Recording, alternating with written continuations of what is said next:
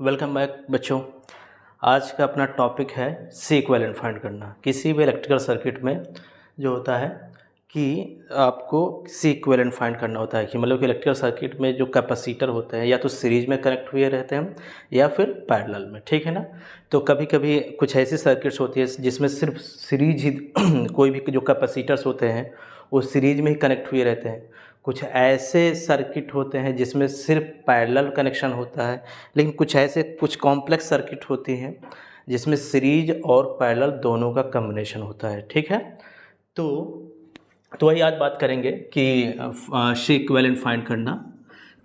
तो देखना, जैसे मान लो कि ये कैपेसिटर्स है और इस कैपेसिटर को मान लो एक बैटरी से हम लोग कनेक्ट कर दिए, ठीक है ना। ये तो मान लो ये कैपेसिटर, मान लो C1 उसकी कैपेसिटेंस है, दिस इज द C2 है, और मान लो ये बैटरी है जिसका पोटेंशियल डिफरेंस जो है V है।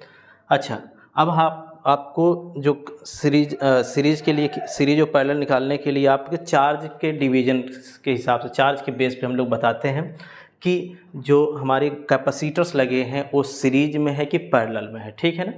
तो मान लो जैसे मान लो यहाँ पर मैं कहा कि बैटरी जो है मान लो चार्ज Q फ्लो किया, ठीक है ना। तो ये चार्ज जो जा रहा है मान लो C1 कैपेसिटर में गया और वही चार्ज C2 में भी जाएगा। अगर चार्ज, कहने का मतलब ये हुआ कि इसमें और इसमें दोनों में जो चार्ज है वो सेम फ्लो हो रहा है, तो इसका मतलब चार्ज डिवाइड ना हो, ठीक है। तो हम कहेंगे कि वहाँ पर जो कनेक्शन है कैपेसिटर का वो एक्चुअली में सीरीज में है, ठीक है ना।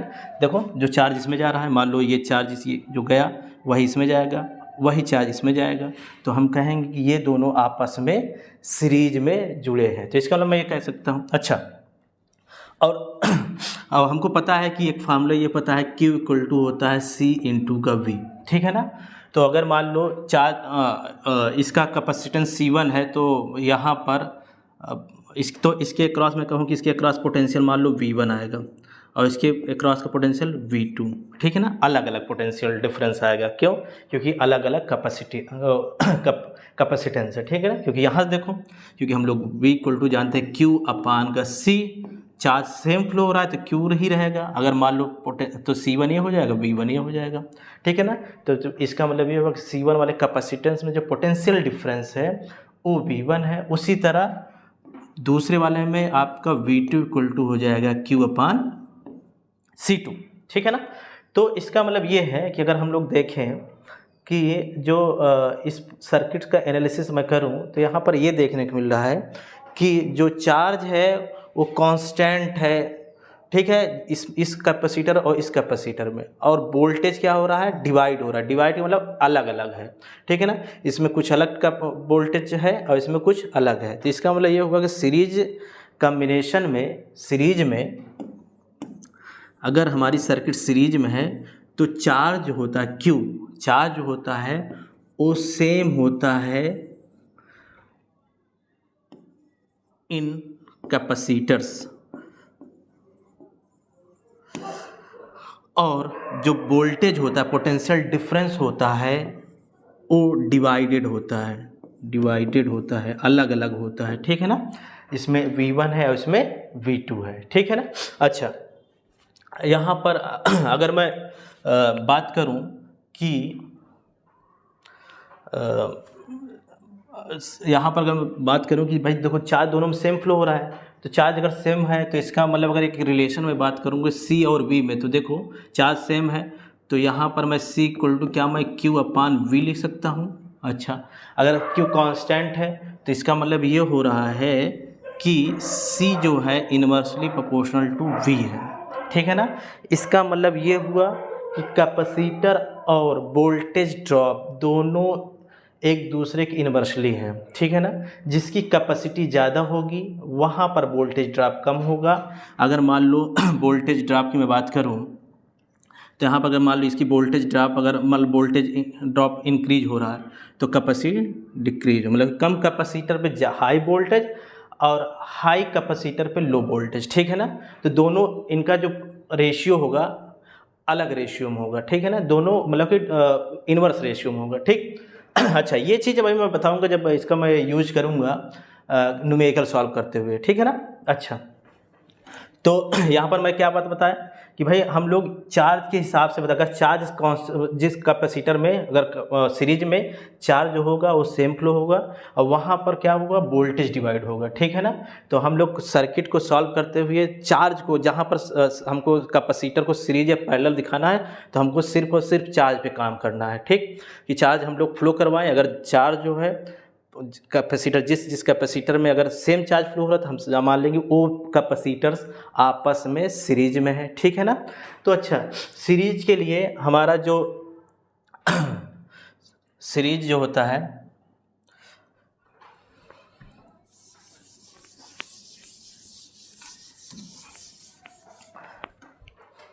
सीरीज के लिए जो सीक्वेलेंट होता है बच्चों 1/C इक्वेलेंट जो होगा 1/C1 प्लस 1/C2, ठीक है।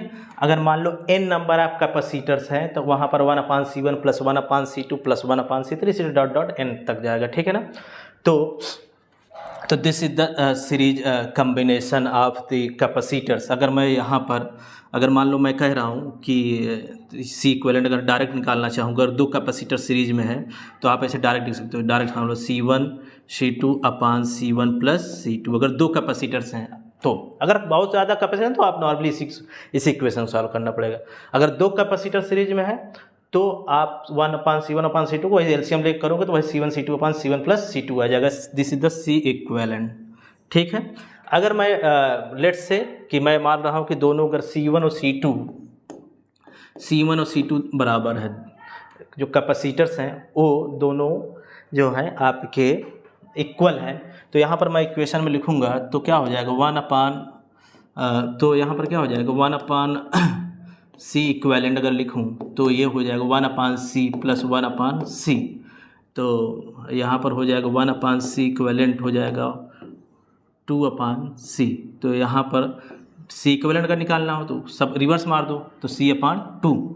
अच्छा, अगर उसी तरह 3 कैपेसिटर्स होंगे तो C/3, 4 होगा तो C/4। अगर मैं कह रहा हूँ कि C equivalent for n capacitors, अगर मान लो मैं कह रहा हूँ कि भाई कि n कैपेसिटर हैं और सब क्या है आइडेंटिकल हैं, सारे क्या हैं आइडेंटिकल हैं, तो उस समय जो हमारा डायरेक्ट फार्मूला होगा C इक्वल बच्चों वो होगा C/n, ठीक है, ये चीज़ होता, ठीक। तो ये हुआ सीरीज कम्बिनेशन। अब बात आई आपकी अब जो है पैरेलल कम्बिनेशन। पैरेलल कम्बिनेशन का मतलब ये हुआ कि जैसे मान लो ये कैपेसिटर है और दूसरा कैपेसिटर ये है और इसको एक बैटरी से मैं कनेक्ट कर दिया रहा हूँ। इसके पोटेंशियल डिफरेंस मान लो this is the potential difference V और जो है this is the C1 and this is the C2, ठीक है। तो अब हमको पैरेलल फिर से पैरेलल के लिए भी हमें सिर्फ एक कॉन्सेप्ट ध्यान देना, चार्ज को फ्लो करवाओ बैटरी से जहाँ पर आपको जैसे बैटरी से मैं चार्ज फ्लो करवाया और देखो ये चार्ज जो है एक चार्ज Q है जो यहाँ से गया, कुछ चार्ज इसमें गया, कुछ चार्ज इसमें गया। मान लो इसमें Q1 गया, इसमें Q2 गया, ठीक है ना। तो यहाँ पर चार्ज क्या हो रहा है डिवाइड हो जा रहा है, यहाँ पर गया अलग डिवाइड हो गया, यहाँ पर Q1 चला गया और यहाँ पर Q2 चला गया। अच्छा, एक बात और, पोटेंशियल जो वोल्टेज जो किसी भी जो टर्मिनल वोल्टेज होता है, टर्मिनल वोल्टेज के अक्रॉस अगर पैरेलल के केस में जो पोटेंशियल डिफरेंस होता है वो सब बराबर होता है, ठीक है ना, इक्वल पोटेंशियल डिफरेंस होता है। यहाँ पर भी होगा, यहाँ पर भी होगा, इसके टर्मिनल के क्रॉस देखो ये जो टर्मिनल है इसके क्रॉस जो भी जुड़ा रहेगा, तो जो चीज़ जुड़ा रहेगा एक्चुअली पैरेलल रहेगा, ठीक है। अगर पैरेलल कनेक्शन है तो यहाँ पर भी होगा, यहाँ पर भी होगा। तो इसका मतलब ये हुआ कि अगर हम लोग पैरेलल हमें देखना होगा तो बस इतना देख लेना है चार्ज डिवाइड हो रहा है क्या।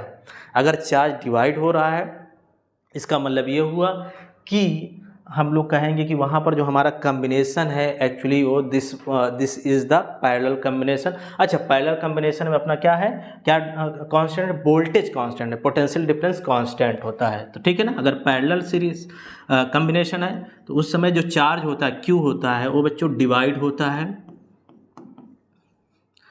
और जो वोल्टेज पोटेंशियल डिफरेंस होता है वो कांस्टेंट होता है। ठीक है ना, कांस्टेंट होता है। जितने भी कैपेसिटर्स पैरेलल में जुड़े रहते हैं उसके क्रॉस का जो वोल्टेज होता है वो क्या होता है, कांस्टेंट होता है। ठीक है ना। अच्छा, यहाँ पर इसका मतलब यहाँ पर क्या डिवाइड है, Q1 और Q2। तो इसका मतलब हम लोग Q1 Q2 का निकालना होगा। तो Q1 Q, जैसे भाई अब मान लो क्वेश्चन पूछ लेगा Q1 की वैल्यू क्या होगी, Q2 की वैल्यू क्या होगी, तो आपको क्या करना है, तो यहाँ पर फिर देखो Q इक्वल टू हम लोग पता है C इंटू का V। तो यहाँ पर देखो वोल्टेज कांस्टेंट है, तो इसका मतलब ये है कि Q किस पे डिपेंड कर रहा है, C पे। तो इसका मतलब ये हुआ कि जितना ज़्यादा कैपेसिटेंस होगा किसी भी कैपेसिटर का उतना ज़्यादा वो चार्ज को होल्ड करेगा। ठीक है ना। तो इसका मतलब ये हुआ कि C अगर ज़्यादा है तो Q भी ज़्यादा वो होल्ड करेगा। ठीक है ना। जिस रेशियो में आप कैपेसिटर लगे रहेंगे, जो उनकी वैल्यू होगी जिस रेशियो में रहेगा उसी रेशियो में वो चार्ज को भी होल्ड करेगा। ठीक है ना, उसी की, क्योंकि this is the directly proportional to. ठीक है। अच्छा तो ये होता है आपको तो पैरेलल। अच्छा, पैरेलल केस में, पैरेलल में जो C इक्विवेलेंट होता है डायरेक्ट ऐसे जुड़ जाता है C1 प्लस C2। ठीक है ना। अगर बहुत सारे ऐसे कैपेसिटर्स लगे रहेंगे तो ये क्या हो जाएगा, Cn। ठीक है ना। तो अगर मान लो तो this is the C1 plus C2 plus Cn पूरा, अगर n नंबर आप कैपेसिटर्स पैरेलल में जुड़े हुए हैं तो जैसे डायरेक्टली आप जोड़ सकते हो। ठीक। अच्छा, अब मैं बात कर रहा हूँ कि इफ़ C1 C2 सब बराबर हैं, सारे सब आइडेंटिकल कैपेसिटर्स हैं, तो डायरेक्ट C इक्विवेलेंट जो होगा C प्लस C, अगर प्लस C ऐसे डॉट डॉट n तक। ठीक है ना। तो सबको मैं जोड़ूंगा तो यहाँ पर डायरेक्ट NC आ जाएगा। जितने नंबर आप कैपेसिटर्स हैं उससे आप मल्टीप्लाई कर दो अगर आइडेंटिकल केस में। ठीक है ना। तो ये चीज़ होता है आपका। तो फार्मूला याद रहे, सीरीज के लिए 1/C इक्विवेलेंट जो होता है 1/C1 plus 1/C2 plus 1/C3। अगर आपका पैरेलल कम्बिनेशन है तो C1 C2 C3 ऐसे ही डॉट डॉट। ठीक है ना। तो इस पर अब मैं कुछ क्वेश्चन उठाता हूँ। ठीक है।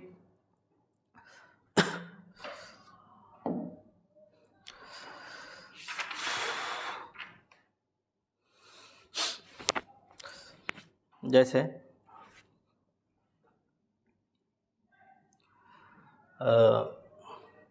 मैं बात करूं,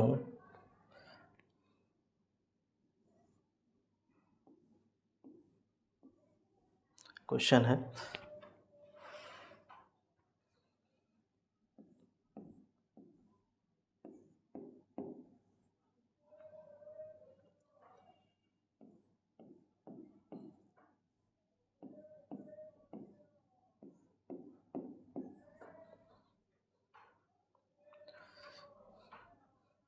ये 6 है, ये 6 माइक्रोफैराड है, और ये 6 माइक्रोफैराड है, ये 4 है मान लो, और ये 6 है, ये भी 6 माइक्रोफैराड है, और ये 4 है। ठीक है। तो और मान लो फिर एक और है ऐसे ही। ठीक। तो मान लो ये क्वेश्चन है आपका 6, ये भी है, और ये 6 है, और ये दिस इज आल्सो 6। ठीक है। अब इसको मुझे इस सर्किट को मुझे सॉल्व करना है, C इक्विवेलेंट फाइंड करना है। ठीक है ना। तो आपको एक्चुअली क्या करना है, मान लो A और B इसके क्रॉस, मान लो A और B टर्मिनल के क्रॉस आपको C इक्विवेलेंट फाइंड करना है। ठीक है ना।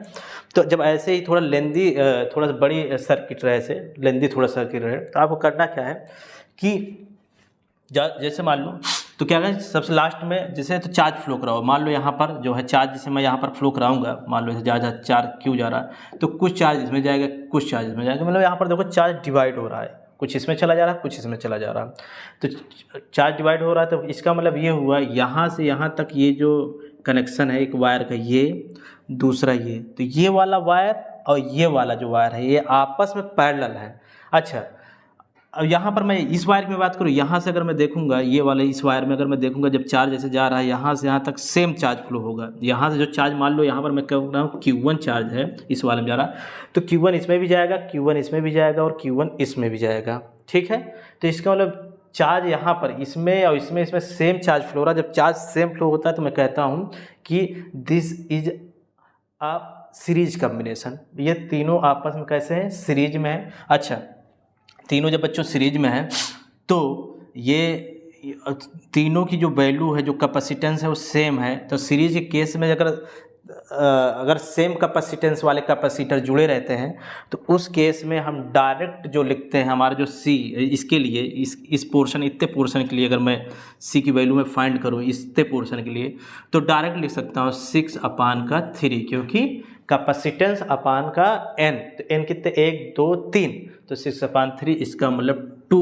माइक्रोफैराडे इतनी वैल्यू 2 माइक्रोफैराडे की आई। ठीक है, अच्छा इतनी वैल्यू 2 माइक्रोफैराडे। इसका मतलब ये हुआ कि ये यहाँ से यहाँ तक जो एक कंडक्टर वायर लगा हुआ है इसको मैं हटा के बाहर रख दूंगा, एक दूसरा वायर लगा दूंगा इसी के स्थान पे जहाँ से जुड़ा है। याद रख लेना, जहाँ से हटाएंगे यहाँ से यहाँ तक जो कनेक्शन है, यहाँ से तार यहाँ वायर है और यहाँ पर कनेक्ट हुआ है, जिसका मतलब इसको मैं हटाऊंगा, बाहर रख दूंगा और इस ऐसे एक दूसरा तार में या कंडक्टर से लगाऊंगा जिसकी वैल्यू रहेगी 2। ठीक है, 2 माइक्रोफैराडे। अच्छा, अब देखो ये वाला और ये वाला इसमें जब है ये आपस में कैसे दिख रहे हैं, पैरेलल दिख रहे हैं। ठीक है ना, तो पैरेलल केस में ये 4 है, ये अपना 4 है। पैरेलल केस में दोनों सिंपली जुड़ जाएंगे तो 4 और +2 कितना हो जाएगा, 4 + 2 इसका मतलब 6।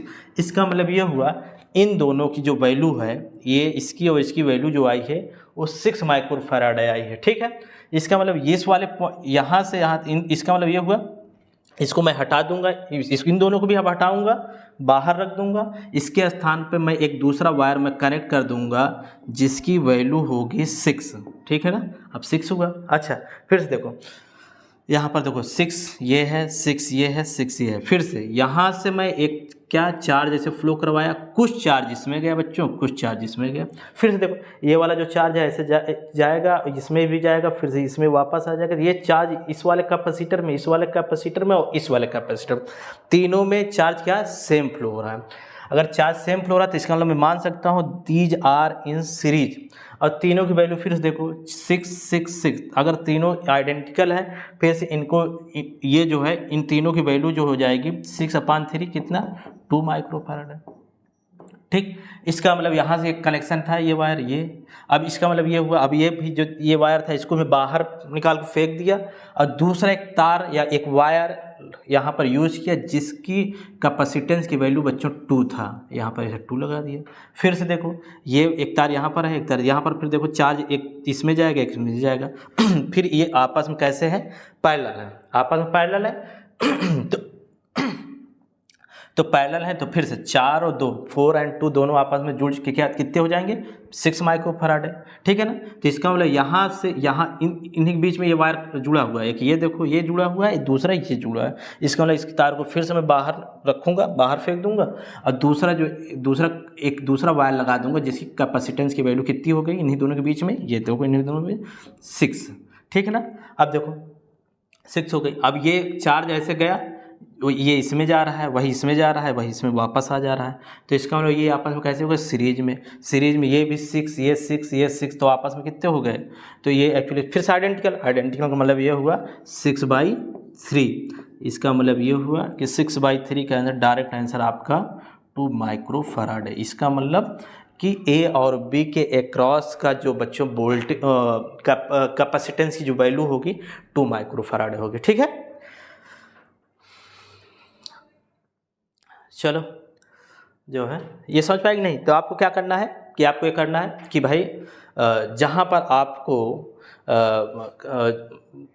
सीरीज ऑफ पैरेलल आपको देखना है कि कौन सीरीज है कौन सा पैरेलल, उसके पहले शुरुआत करो यहाँ पर। और जैसे बड़ा अगर मान लो सर्किट बड़ी है तो लास्ट से आपको सॉल्व करना है। ठीक है ना, तो उसके पहले जो ब्रांचेज, एक ब्रांच ये आई है, दूसरी ब्रांच ये है, तो उसके पहले आप चार्ज फ्लो करवा दो। जब चार्ज फ्लो करवा दोगे तो आपको पता चल जाएगा कि देखो चार्ज डिवाइड हो रहा है कि कांस्टेंट फ्लो हो रहा है। तो यहाँ पर देखो एक चार्ज इसमें गया, एक चार्ज इसमें गया। ये आपस में तो डिवाइड हो रही है, लेकिन जब ये चार्ज इसमें जाएगा तो वही चार्ज इसमें जाएगा, वही चार्ज इसमें और वही चार्ज इसमें, ये तीनों आपस में सीरीज में हो जाएंगे, ठीक है ना। तो इसको बढ़िया से आप सॉल्व कर सकते हो, ठीक है ना। एक क्वेश्चन और देखता हूँ।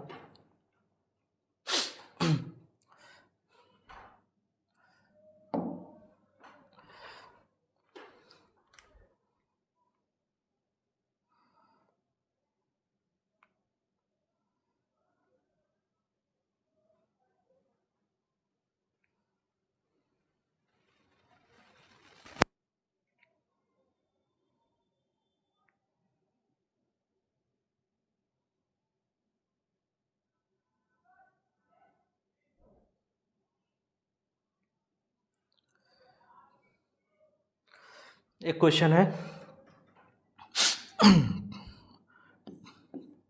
सी और ये जो है आपका ऐसे है, ऐसे, और ये यूं, ये, और एक कैपेसिटर ऐसे लगा हुआ है ऐसे, ठीक है। और ये दिस इज द बी, और 2C है, ये 2C, और ये आपका C है, 2C है, 2C है, 2C है, और दिस इज द 2C, ठीक है ना। अब जो है इसका A और B के क्रॉस, ए बी के क्रॉस हमको C इक्विवेलेंट देखना है, ठीक है ना। तो इसका मतलब ये हुआ कि अपन लोग को इसी के क्रॉस आपको सॉल्व करना है, ठीक। तो आपको यहाँ पर ढूंढना है कि कौन से कितने कैपेसिटर, कौन कौन कैपेसिटर सीरीज में है और कौन कौन पैरेलल, ठीक है ना। तो सीरीज और पैरेलल ढूंढने के लिए क्या हुआ कि बच्चे ये जो है, अगर मैं यहाँ पर एक चार्ज ऐसे फ्लो करवाता हूँ, देखो ये ब्रांच यहाँ से, एक ब्रांच इधर चला गया, एक ब्रांच इधर, तो कुछ चार्ज इसमें जाएगा, कुछ चार्ज इसमें जाएगा। तो अगर अब देखो इसमें जो लास्ट, इसमें जब चार्ज आएगा इसमें गया, और उसके बाद वही चार्ज इसमें भी जा रहा है, तो ये दोनों आपस में क्या हो गए, ये दोनों आपस में सीरीज में हो गए, ठीक है ना।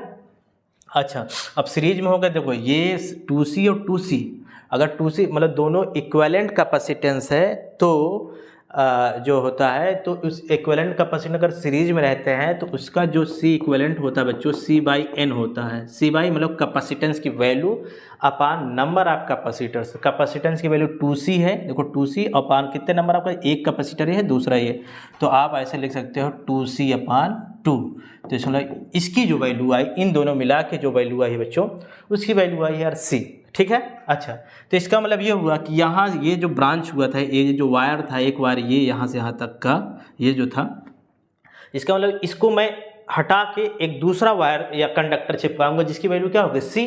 तो ठीक है, जहाँ से, हाँ ध्यान दिए रहना कि जहाँ से आप हटाए हो, जहाँ से कनेक्शन को हटाए हो, वहीं पर दूसरा वायर वहीं पर आपको जोड़ना रहेगा, ठीक है ना। यहाँ से देखो, ये जब मैं हटाऊंगा तो यहाँ से हटेगा, तो यहाँ पर हटेगा, तो यहाँ पर दूसरा मैं कैपेसिटर ऐसे लगा दिया, और जिसकी वैल्यू क्या आ गई, C आ गई, ठीक है ना।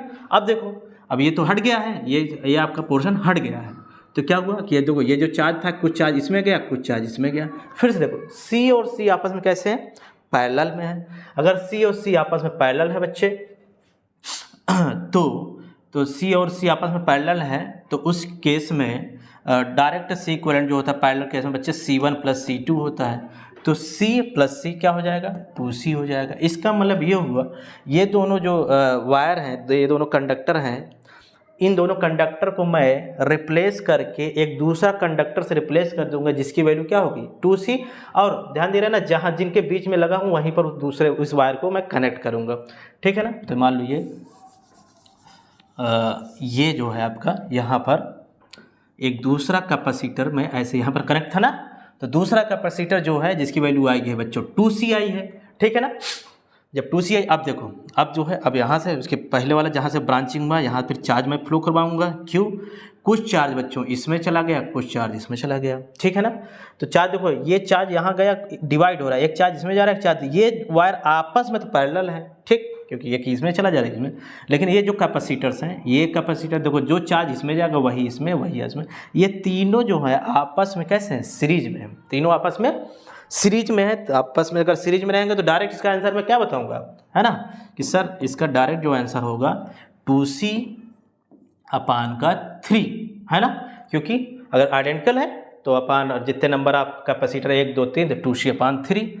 तो इसका मतलब ये हुआ कि यहाँ पर इन तीनों इस वायर को मैं हटाऊंगा और उस वायर को मैं एक दूसरे वायर से ऐसे रिप्लेस करूंगा जिसकी वैल्यू होगी बच्चों 2c/3। ठीक है ना। फिर से देखो ये वाला, ये कि चार्ज इसमें जाएगा, एक चार्ज इसमें जाएगा, एक चार्ज इसमें जाएगा, कुछ चार्ज इसमें, कुछ चार्ज इसमें। तो फिर से ये क्या है, आपस में पैरेलल है। अगर आपस में पैरेलल होंगे तो सिंपली आप इसको जोड़ सकते हो। तो कितना है, ये तो आपस में ये और ये देखो, जो चार्ज इसमें जा रहा है भाई चार्ज इसमें, तो ये आपस में सीरीज में हो गए। तो सीरीज में क्या, सीरीज में आपस में जुड़ेगा तो क्या हो जाएगा 2c और 2c। तो इसका जो सीरीज होगा वो क्या हो जाएगा, c हो जाएगा। क्यों, कि 2c/, क्योंकि जितने नंबर ऑफ कैपेसिटर है तो 2c/2 तो c हो गया। और c जो है इसकी वैल्यू आई है c, जो कि दूसरी है 2c/3। तो ये आपस में, ये और ये आपस में पैरेलल हो जाएंगे। तो पैरेलल के ऐसे डायरेक्ट जोड़ सकते हो c। तो कितना हो गया 5c/3। This is the c equivalent of the circuit across AB terminals. AB terminal के अक्रॉस c इक्विवेलेंट आपको इजीली सॉल्व हो जाएगा। ठीक है ना। अच्छा,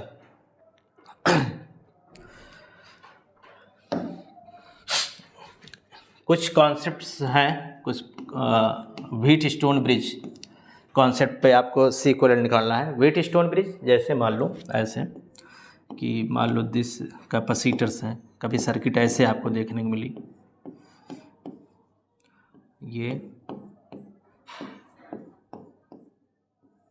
ठीक है ना, ये AB टर्मिनल AB के क्रॉस अगर मुझे देखने को मिलेगा, AB के क्रॉस कहे कि पूछे कि c इक्विवेलेंट निकालना है, तो ऐसे अगर ब्रिज, व्हीटस्टोन ब्रिज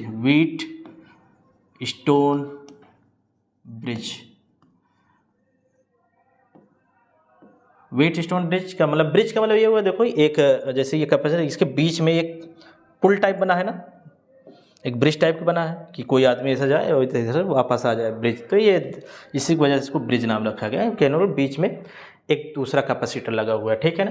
तो मान लो इसका कैपेसिटर C1 है बच्चों, ये दिस इज द C2 है, this is the C3 and this is the C4, और ये है जो आपको C5। अगर ऐसे कभी देखने को मिले सर्किट में तो वहाँ पर आपको चेक करना है कि ये व्हीटस्टोन ब्रिज है। तो ये व्हीटस्टोन ब्रिज, तो आपको चेक करना रहता है कि जो व्हीटस्टोन ब्रिज है बैलेंस है कि नहीं। ठीक है ना। बैलेंस व्हीटस्टोन ब्रिज का मतलब होता है कि C1 और C2 का जो बच्चों रेशियो, C1 और C2 का रेशियो हो वो C3 और C4 के रेशियो के बराबर हो। अगर ऐसा हो पा रहा है, मतलब कि मान लो C1, C2, C3, C4 की वैल्यू यहाँ पर पुट करना, अगर दोनों रेशियोज आपस में बराबर हो जा रहे हैं तो मैं कहूँगा कि जो हमारा व्हीटस्टोन ब्रिज है वो बैलेंस है। कैसा है, बैलेंस फॉर्म है। बैलेंस फॉर्म का मतलब ये होता है कि जो इस वाले ब्रांच में चार्ज फ्लो नहीं होगा। अगर चार्ज फ्लो कहने का मतलब यहाँ पर जो चार्ज फ्लो नहीं हो, चार्ज की वैल्यू Q = 0 में बोलूँगा। ठीक है ना। चार्ज फ्लो नहीं हो रहा है तो क्या मैं इसको और ये भी बोल सकता हूँ कि अगर इसमें चार्ज फ्लो नहीं हो रहा तो ये मान के मैं चल रहा हूँ कि ये चीज़ यहाँ पर लगा ही नहीं हुआ है। कहने वाला एक्चुअली ये फिर हमको मानना पड़ेगा कि ये यहाँ पर है ही नहीं, क्योंकि इसके अंदर चार्ज ही नहीं फ्लो रहा, चार्ज नहीं फ्लो हो रहा है। तो इसका मतलब इसका हमको कोई यूटिलाइजेशन है ही नहीं। जब यूटिलाइजेशन नहीं है तो हम मान लेंगे कि ये चीज़ सर्किट में है ही नहीं। तो इस सर्किट को आप बेहतर तरीके से ऐसे रिप्लेस कर सकते हो, ये यूँ, ये ऐसे, ये ऐसे।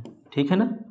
ये C1, C2, C3, C4 आप ऐसे आप देखो सिंपली से आप कितना अच्छा से, ये दोनों सीरीज में, ये दोनों आपस में सीरीज है, ये आप जो आंसर आएगा वो आपस में पैरेलल हो जाएगा। आप इसको इजीली सॉल्व कर सकते हो। लेकिन यहाँ पर आप सॉल्व करने में बहुत दिक्कत हो जाती है। तो आपको चेक करना रहता है कि ये जो कैपेसिटर्स हैं क्या वो कैपेसिटर का जो कनेक्शन है, यहाँ ध्यान देना, यहाँ पर अगर ऐसे रहे, ऐसे तुरंत समझ लेना ये दिस इज द ब्रिज। ऐसे अगर आपको सर्किट देखे तो तुरंत ये वाला इस कॉन्सेप्ट को अप्लाई करना, C1/C2 = C3/C4। कभी कभी बुक में ऐसे भी दे देता है। आप सिंपल सी बात है, आप इसको C2 को वहाँ पर ले जा सकते हो ऐसे, तो और C3 को इधर ला सकता हूँ। तो क्या मैं इसको इससे भी लिख सकता हूँ C1/C3 = C2/C4। तो इसका मतलब चाहे इसका भी रेशियो, ये वाला देखो C1 और C3 और C2 और C4 का भी रेशियो आप चेक कर सकते हो, चाहे इसका चेक करो चाहे ऐसा, आंसर सेम ही आएगा। ठीक है, अगर ऐसा होने पे अगर हो रहा है तो मैं कहूँगा this is the balance beat in stone bridge. और बैलेंस बीट स्टोन ब्रिज में आप डायरेक्ट इसको, आप ये जो ब्रिज जो बना रहा था, जो कनेक्शन बना रहा था, इसको आप डायरेक्ट यहाँ से निकालोगे, बाहर फेंक दोगे। ठीक है ना, क्योंकि this is the useless conductor, useless capacitor. ठीक है ना, क्योंकि इसके अंदर चार्ज नहीं जा रहा। अगर बैलेंस है तो वहाँ पर आपका Q = 0 होगा। ठीक है ना, किस वाले में, इन C5 वाले कैपेसिटेंस में चार्ज फ्लो नहीं होगा। इस पे एक एग्जांपल देखते हैं। ठीक है,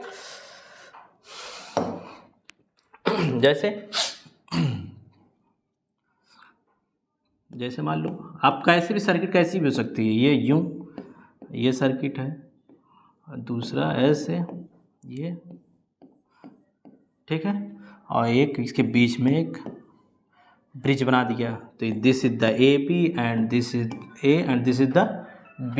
ठीक है,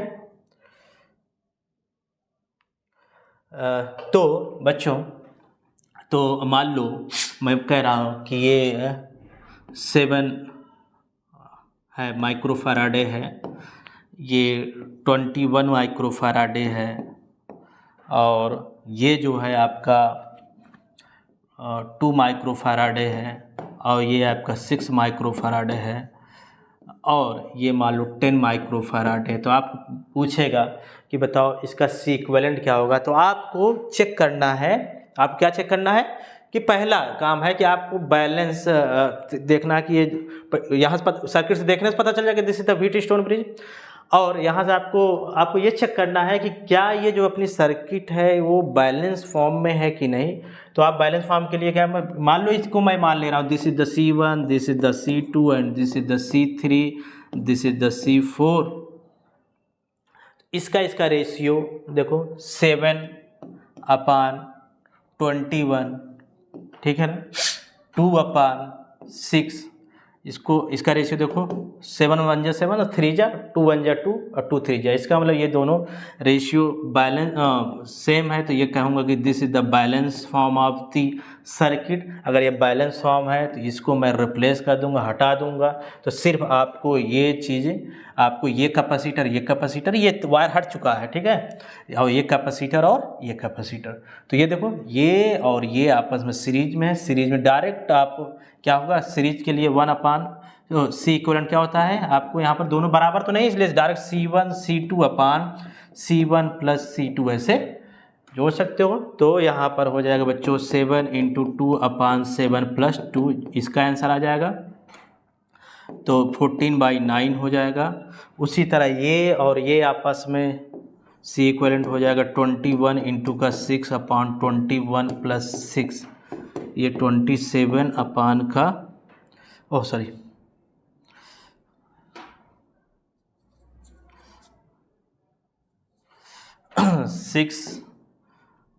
126/27, ठीक है ना।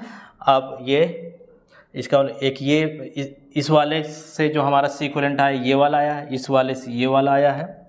अब ये दोनों है, देखो एक चार्ज इसमें जा रहा है एक चार्ज में, तो ये इनका जो आया हुआ ये और इनका जो आया हुआ ये वाला, ये आपस में पैरेलल है। तो पैरेलल के लिए आप डायरेक्ट C इक्विवेलेंट, अगर मैं डायरेक्ट C इक्विवेलेंट रिजल्टेंट जो है वो क्या होगा, इन दोनों को जोड़ सकता हूँ मैं, ठीक है ना।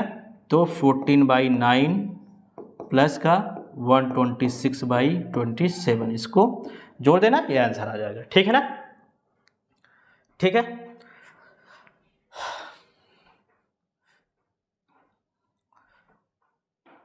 ठीक है बच्चों, कॉन्सेप्ट अगर बढ़िया लगा तो आप चैनल को मेरे लाइक करो, सब्सक्राइब करो और शेयर भी करो, ठीक है ना। ऐसे अच्छे कॉन्सेप्ट पे आपको वीडियो आपको मिलते रहेंगे। और देखो चलो ठीक है, कल की क्लास में इस पर कुछ और क्वेश्चन करा दूंगा, कुछ और टाइप के जो क्वेश्चन होते हैं उसको भी करा दूंगा, ठीक है। ओके बेटा।